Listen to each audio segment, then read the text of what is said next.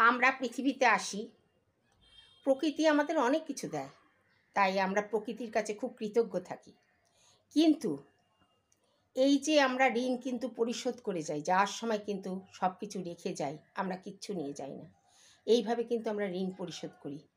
এইটা বলার একটাই উদ্দেশ্য, আপনি যদি কারোর কাছে ঋণ নেন, ঋণ করেন, তাহলে তাকে পরিশোধ করার চেষ্টা করবেন।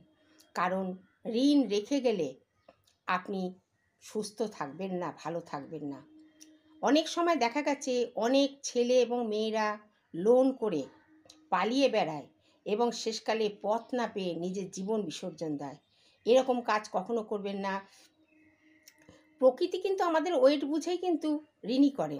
আমাদের যার যেটুকু প্রাপ্য সেইটুকুই কিন্তু আমরা পাই, আবার সেইটুকুই কিন্তু প্রকৃতিকে ফিরিয়ে দিয়ে যায়।